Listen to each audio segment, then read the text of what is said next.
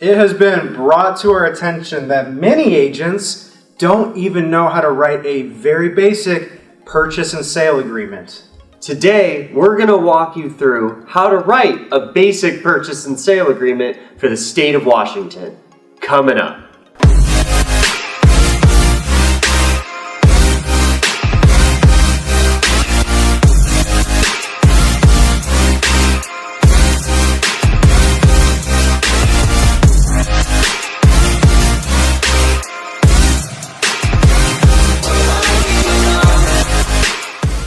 This time, I'm going to go through how to write a purchase and sale agreement on a mostly new home with not a lot of pitfalls, and it should be pretty easy and self-explanatory.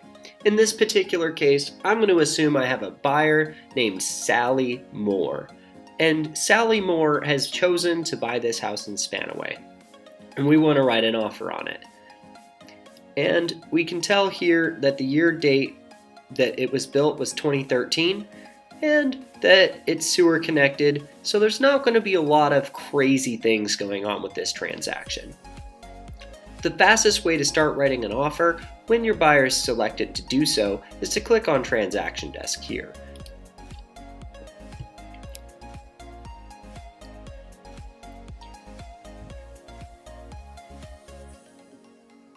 Now, I'm the selling broker, that's the listing MLS, and that's the address, so I'm going to click Create Transaction.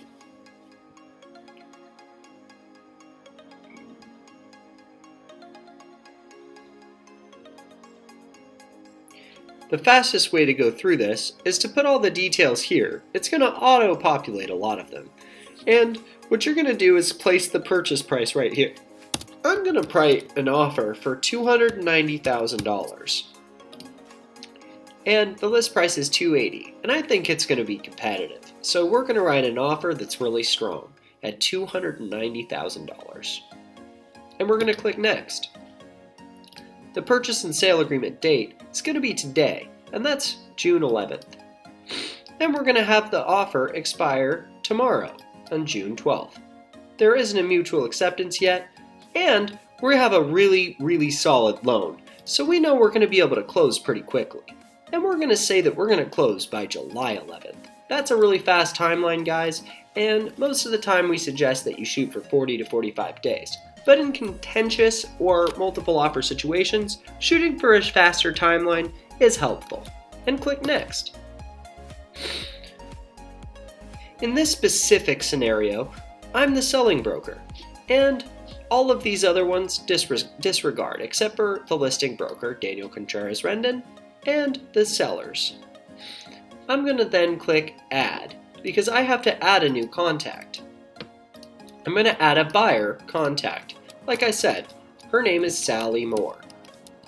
And her email is sallymore@gmail.com. And you need to put the email in there to make sure that her emails come through when you send them for signatures. And then I'm going to click Next. What I need to do is add all of the pertinent forms to this contract, and I do that by clicking All Statewide Forms. I need a purchase and sale agreement, which is what's called a Form 21. And we are getting a loan, so we're going to need to have a financing addendum.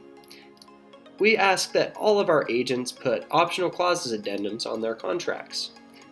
And we need an identification of utilities addendum, so that we know that the sellers aren't behind on any payments for natural gas, electric, or water. And we're going to definitely want to have an inspection done to make sure the house is a good quality home. And we're going to click Next. These are going to be the documents that are uploaded in supplements by the listing agent. In this case, we don't have any, but we can just click Done and move forward. We have all of our forms put into our forms category right here, and all of the details of the transaction on the left-hand side with the detail overview. The fastest way to do this is to go into the Form 21 and go upward from there, making sure that we don't miss anything. So let's go into the residential purchase and sale agreement first. It's going to auto-populate all of the information at the top, which is pretty nice. And we're going to know that Sally Moore is an unmarried person, let's just say. Now, moving on, we're going to ask for what included items there were. The listing said that they're going to leave the stove, the fridge, the washer, and the dryer, and the dishwasher. So we're going to ask for all of those things. We already put our purchase price down, and our earnest money is going to be competitive, so we're going to add $3,000 for earnest money. The most effective way to do this is to write wire/check.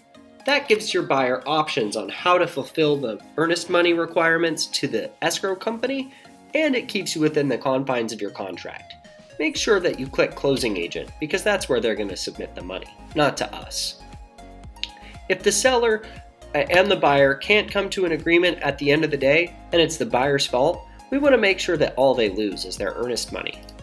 We like to say Tycor title and Tycor title and escrow.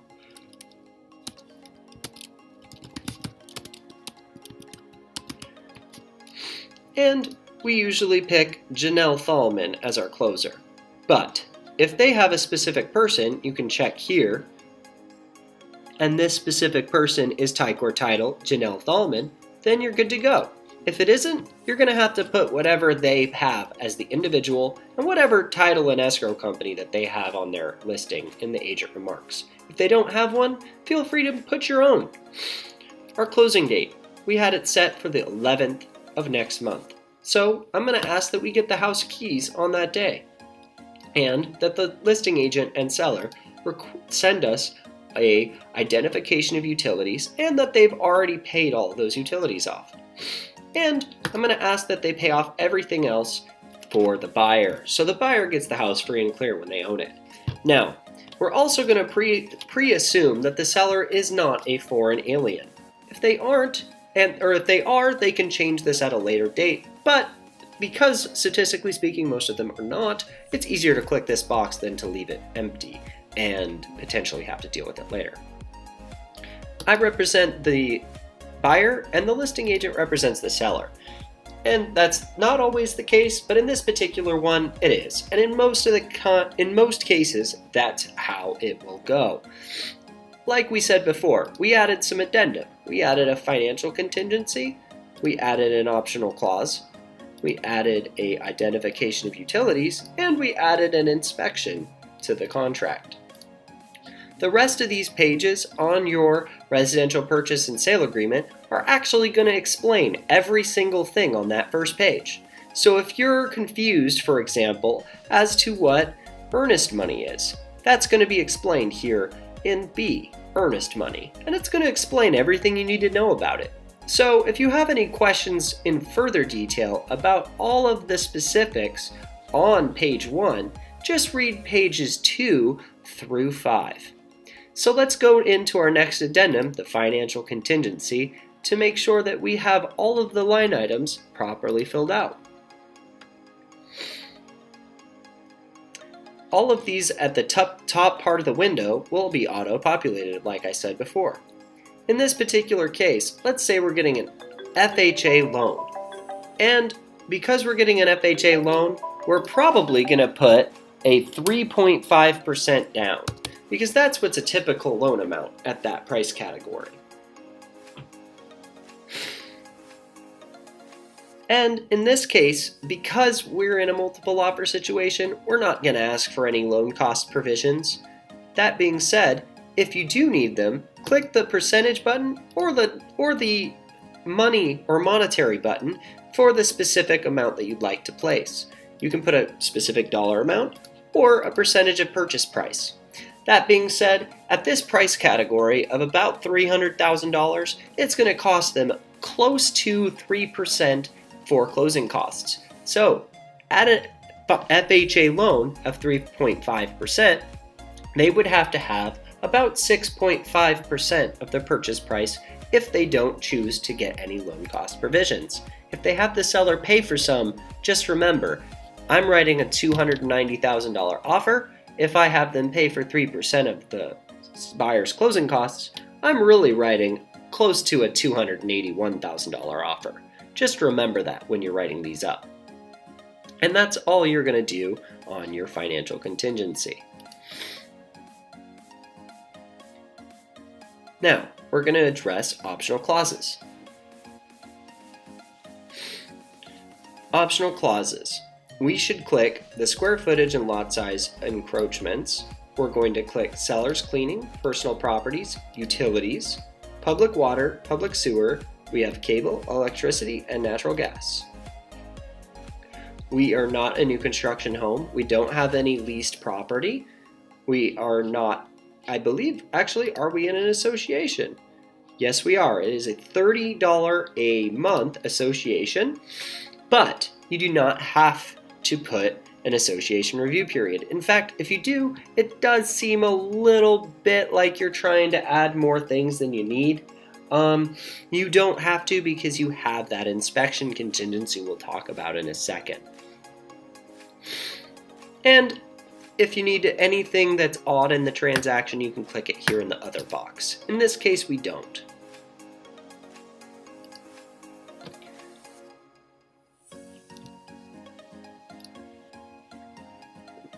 So now we've come into the identification of utilities addendum.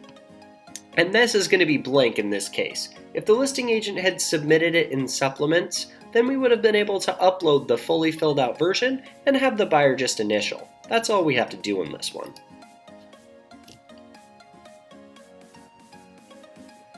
Our last form is the inspection addendum. As we pull it up, there's two options with the inspection addendum.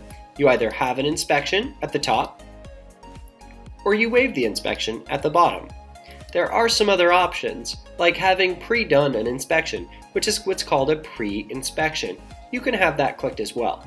Make sure that if you are going to waive the inspection, that you actually say that there is an inspection contingency added, but that you've waived the inspection to the listing agent so that they make sure that they don't miss that. In this specific case, we still do want an inspection, and the buyers feel that a 5-day inspection would be perfectly fine and feel a little more competitive than a 10-day. The contract does default to 10 days if you don't fill in this line item box. And with that, we're done with this inspection contingency, and we can click the X button below. All of the things that we've done with these addendums and the purchase and sale have all been saved into the form categories of this transaction dashboard. And I can click into the transaction authentisign portion on the left-hand side. It looks like a little pen. And I can click Add to create authentisign. In this case, I'm going to call this Training Purchase Sally Moore. And when you click Transaction Optional, you can click the next one that drops down is the last one that you were doing any edits to. It'll automatically click Simul-Sign. If you send multiple emails out for signatures, it will send all of them out at the same time. It's best to leave that one clicked. Click Participants. In this case, I am the selling broker, but I won't need to be signing anything. And Sally Moore is the buyer, and she needs to be a remote signer. Add her to the participation category. Click Documents. We need all of the documents, so you can click the top button to check all of them. Click Add to submit all of the documents to the row.